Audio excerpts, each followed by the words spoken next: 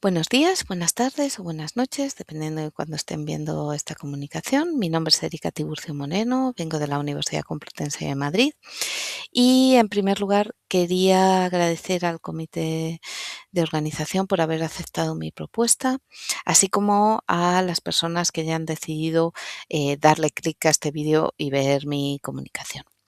Esta comunicación se vincula a una de mis líneas de investigación, una de mis líneas principales, que es la consideración del cine de terror como fuente histórica y social e incluso como recurso educativo, ya que trabajo en la Facultad de Educación de la Universidad Complutense. Resulta importante entender en este sentido que los productos audiovisuales, sobre todo los de género histórico, han permitido democratizar los relatos sobre el pasado e incluso han permitido visibilizar episodios históricos y memorias que han sido tradicionalmente, e incluso en la actualidad siguen siendo silenciadas o excluidas de la narrativa dominante, sobre todo en la etapa escolar. Dímete un nombre ejemplifica perfectamente este caso.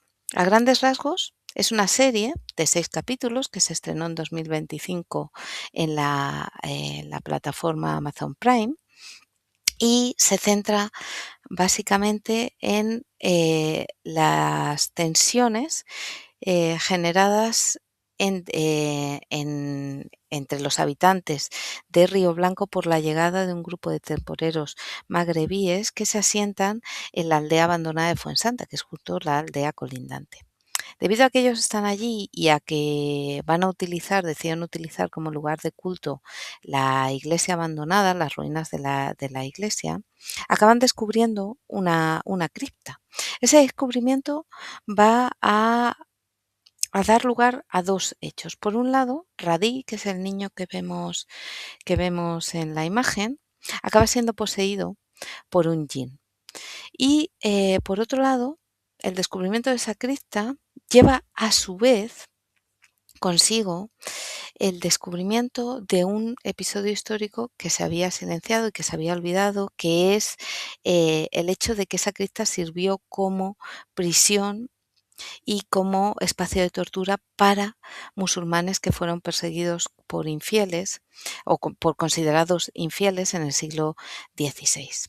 Se trata de un caso de estudio paradigmático por varios motivos. En primer lugar, porque otorga un protagonismo difícilmente identificable en las series actuales, les otorga un protagonismo a los personajes musulmanes que va más allá de su estereotipación o de que sirvan como personajes secundarios para que la acción tenga lugar. Por otro lado, el terror sobrenatural no va a ser simplemente un recurso del género, sino que sirve como metáfora para visibilizar un pasado que la propia historia escolar actual nuestra ha enterrado o no visibiliza adecuadamente, ¿no? Entonces, en esta comunicación vamos a hacer un doble análisis. Por un lado, cómo ese género de terror histórico al que pertenece la serie utiliza la monstruosidad y la temporalidad para vincular las persecuciones históricas de las comunidades musulmanes del pasado con la islamofobia o maurofobia, que es la expresión propia de esa xenofobia contra el Islam. Lo que pasa es que en la península ibérica se asocia al territorio marroquí, por eso se denomina maurofobia. Entonces se vinculan pasado y presente en este sentido. Y por otro lado, también expondremos cómo la serie cuestiona la narrativa escolar dominante al exponer una memoria musulmana y al exponer unas persecuciones históricas y una islamofobia persistente en la actualidad. Bueno, ¿de qué hablamos cuando hablamos de cine de terror histórico? En general, de género de terror histórico. En general, Robert Rosenthal ya consideró que las producciones audiovisuales eran un espacio legítimo, como ya hemos dicho, para narrar el pasado. Pero además otros historiadores, además de él, como Natalie Simon Davis, hablaban de que permitía, por un lado, condensar las categorías que la historiografía fragmentaban. en economía, política, religión, etcétera. La manera de narrarlo con unos protagonistas que son los que se enfrentan a las diferentes vicisitudes, le permitía acercarse a la biografía histórica y a la microhistoria, lo que favorecía la implicación emocional y cognitiva del espectador, ya que se construye un mundo que es consciente de su historicidad, es decir, que cuando nosotros lo vemos sabemos que no está localizado en el momento en el que está exhibido, es decir, sabemos que pertenece al pasado, que esas, pero que al mismo tiempo que nos sumergimos en esa representación del pasado, también esa narrativa nos plantea preguntas sobre ese presente, pero que tienen su origen en el pasado. Desde el punto de vista del terror histórico, lo monstruoso añade una capa más, ya que lo monstruoso sirve como metáfora de lo que la sociedad ha reprimido o ha silenciado y que al retornar amenaza su estabilidad, como diría Robin Wood, ¿no? Pero en este caso, lo que nos muestra es que el, el presente no puede escapar del pasado y de hecho cuando le añadimos además lo sobrenatural, lo fantástico, la irrupción de ese pasado hace que lo que consideramos que es real, lo que se consideran los protagonistas, ¿no? Que es real, bueno, pues esas barreras entre lo real y lo irreal quedan derribadas y lo imposible se acaba revelando como posible, ¿no? Como diría Todorov. Las posesiones, las apariciones, las maldiciones se convierten en constructos narrativos que expresan problemáticas históricas sin resolver o traumas históricos persistentes.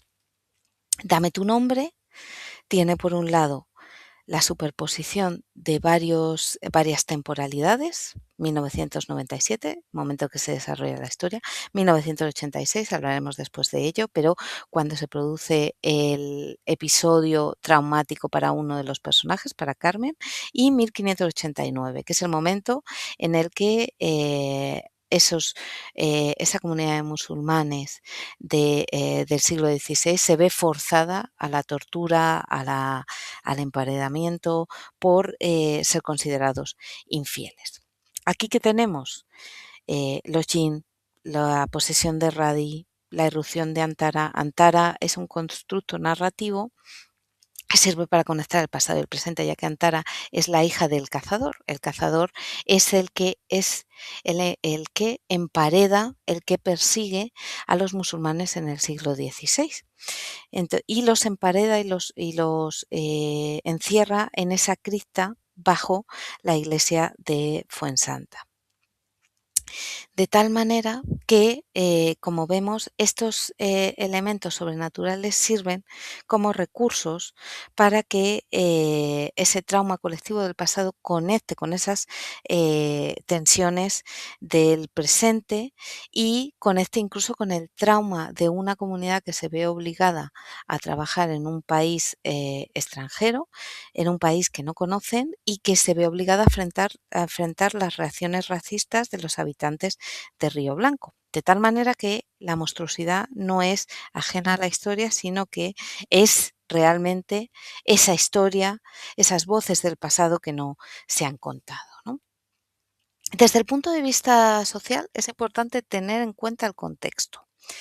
Si bien es cierto que Dime tu nombre se estrena en octubre de 2025 y que por cuestiones de postproducción resulta difícil saber si los sucesos de Torre Pacheco tuvieron una influencia directa en el desenlace de la serie o en ciertos episodios de la serie, ciertas escenas. Lo que sí es verdad es que Dime tu nombre recoge un ambiente en el que la islamofobia ha crecido, en el que han surgido grupos ultras que justifican la violencia contra fundamentalmente colectivos magrebíes y que el surgimiento de partidos de extrema derecha como Vox radicalizan este tipo de discursos. Pero lo que sí encontramos es que esta serie lo que sí recoge es ese hecho. Es importante entender que Torre Pacheco es quizás la radicalidad o la radicalización de un racismo simbólico, ya que lo que se utiliza como excusa es la agresión a un anciano por parte de un grupo de jóvenes magrebíes para criminalizar a toda la comunidad magrebí que vive en Torre Pacheco, en esta localidad murciana. Esto derivó en asaltos a viviendas, a negocios, la llegada de grupos ultras, linchamientos, etcétera. De manera muy similar, esto recordaba a lo que sucedió en el año 2000 en el Ejido, que de hecho sí que podemos imaginar que fue una influencia de lo que sucede en Dime tu nombre, en el último capítulo, cuando los habitantes de Río Blanco, movidos por la violación de Sonia, por el asesinato de Robert, uno de los personajes a quien creen que ha sido asesinado por un marroquí. Bueno, pues como podemos ver, estos tres elementos estarían conectados y mostrarían o se relacionarían con este racismo creciente. Claro, en esta misma línea, la monstruosidad está expresada como la expresión radical de un mal que emerge de un conflicto histórico, la persecución de los musulmanes y el borrado en la memoria colectiva. Esto lo trata la serie a través de una monstruosidad dual. Por un lado, la monstruosidad sobrenatural que se encarna en la posesión de Radi a través por parte de Abdel Hakim. Abdel Hakim es un jin, pero que representa a Abdel Hakim. Vemos que ambos tienen conexiones, ya que tanto Radi como Abdel Hakim son niños musulmanes que son víctimas de la represión de un sistema que los rechaza por su condición de musulmán. En el caso de Abdel Hakim se los rechaza por ser considerados infieles. En el caso de Radi se les rechaza, al igual que al resto de temporeros, por ser considerados extranjeros pobres. La posesión, tal como estudió Dieste en el caso musulmán, sirve como reflejo de las relaciones de poder estructural que en este caso habrían forzado a la comunidad musulmana a la posición de inferioridad y marginalidad. En la serie hay una frase recurrente que es nadie sale, que van a pronunciar diferentes personajes. En este caso, Radí va a pronunciar nadie sale, pero en realidad es Abdel Hakim hablando a través de Radi y conecta ese nadie sale con el olvido y con el sufrimiento de los musulmanes que fueron emparedados por el cazador en el siglo XVI por su condición de infieles, pero también por la maldición que ha quedado atrapada en la cripta y que ha atrapado a sus almas en este lugar. Por otro lado, tenemos una monstruosidad humana que se va a expresar a través de Carmen. Carmen es uno de los personajes protagonistas que, como descubrimos en el capítulo 5, se trata de una mujer traumatizada. Su padre, al descubrir que tiene relaciones sexuales con su novio en esa iglesia, la considera impura y por ello la encierra en esa misma iglesia abandonada, la viola, lo que genera que ese sufrimiento haga que Carmen escuche a Antara, quien le dice que asesine a su padre. Entonces, evidentemente, para sobrevivir, ella tiene que asesinarlo. Lo que pasa que Carmen no llega a procesar este trauma. Y este trauma vuelve a emerger cuando la comunidad de temporeros empieza a desenterrar, o sea, empieza a abrir la cripta, ¿no? Esa violencia que ha convertido a Carmen en víctima, esa violencia que vuelve a emerger con la llegada de los temporeros y que genera el miedo de Carmen, acaba transformándola en una actriz esencial para la violencia xenófoba que se acaba desplegando sobre el grupo de temporeros, ya que ella lo que hace es con ese miedo transformarlo en un odio hacia el otro y ese otro lo identifica con los temporeros. En el caso de Nadie sale, que ella pronuncia en varias ocasiones, sirve como recurso para silenciar el sufrimiento que ha tenido lugar en esas ruinas de la iglesia. Y además Esta relación va a quedar perfectamente ejemplificada en su asesinato, o sea, en el asesinato que comete Carmen contra Badra. Badra es otra de los personajes de la historia, es una niña que está con los temporeros, es una niña musulmana, huérfana, a la que Sonia, la protagonista, quiere adoptar. Ella va a encarnar, esta niña encarna la posibilidad de una convivencia más allá de las fronteras culturales y religiosas. Claro, Carmen la asesina cometiendo no solo un crimen, sino que reproduce la violencia del cazador del siglo XVI y destruye un posible futuro de convivencia y el posible vínculo que podían tener las diferentes ciudades. Además, tenemos también un presente y un pasado que entran en conflicto, como podemos ver, un presente que está impregnado por un pasado que no se puede olvidar y del que no se puede escapar y que de hecho la propia Iglesia materializa. Según por lo que sabemos a lo largo de los diferentes episodios, esa iglesia está construida sobre una propia mezquita. Esa capa arquitectónica, esa capa arqueológica, acaba siendo utilizada como cripta que sirve a su vez como prisión para los musulmanes en el siglo XVI. Posteriormente, en la Guerra Civil, descubrimos que ha sido quemada por los republicanos y con ello todos los documentos y todas las evidencias y pruebas sobre estos crímenes han desaparecido. Se produce una desacralización de este espacio por lo que ha sucedido en la Guerra Civil y a su vez esa desacralización condena al abandono y a la invisibilidad al propio espacio. ¿Qué sucede después? Pues que se vuelve a perpetuar una violencia sin testigos. El padre de Carmen puede encerrarla y violarla entre sus muros en 1986 sin que nadie eh, se entere, sin que nadie haga nada. De hecho, aparece temporalmente también un ciclo, porque es ese mismo abandono el que facilita que los temporeros se asienten allí en 1997. Pero van a ser los magrebíes, van a ser los musulmanes, los que redescubran sin saberlo los cuerpos de quien fueron perseguidos siglos atrás, siendo los únicos capaces de romper con ese ciclo de violencias y capaces de descubrir lo que allí había sucedido.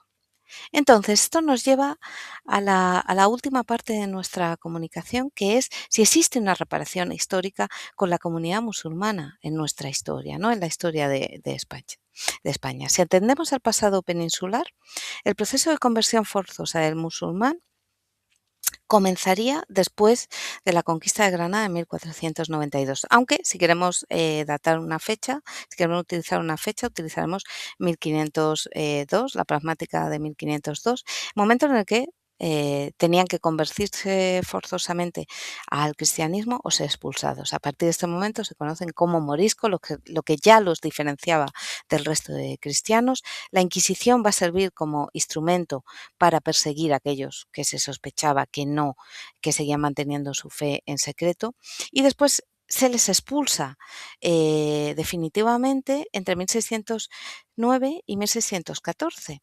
O esto es al menos lo que la narrativa dominante nos cuenta, ¿no?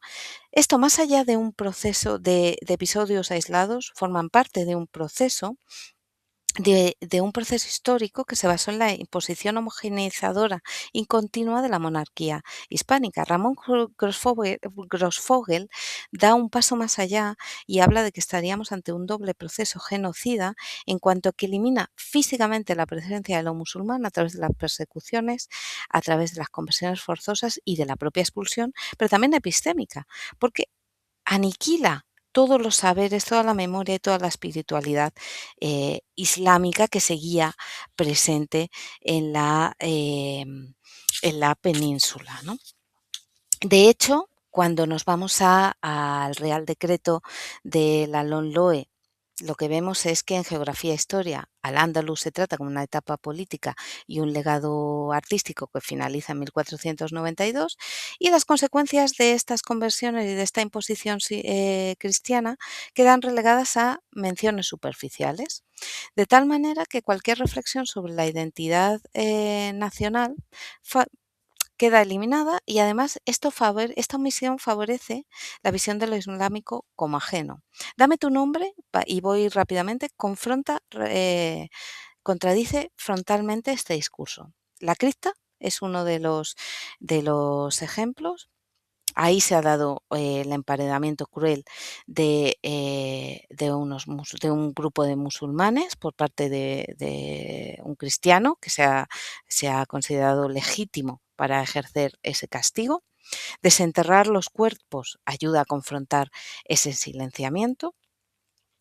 Por otro lado, la figura de Antara sirve como dispositivo narrativo de esa memoria que ha sido silenciada. Ella además es víctima y verdugo al mismo tiempo. Por tanto, su frase "nadie sale" habla de esos cuerpos que no salen de la cripta, pero también de esa memoria que no se hace oficial. Y finalmente, lo que hace Dime tu nombre es plantear una solución que no solo da la vuelta a los relatos de posesión tradicionales, sino que plantea una solución desde la interculturalidad, podríamos decir.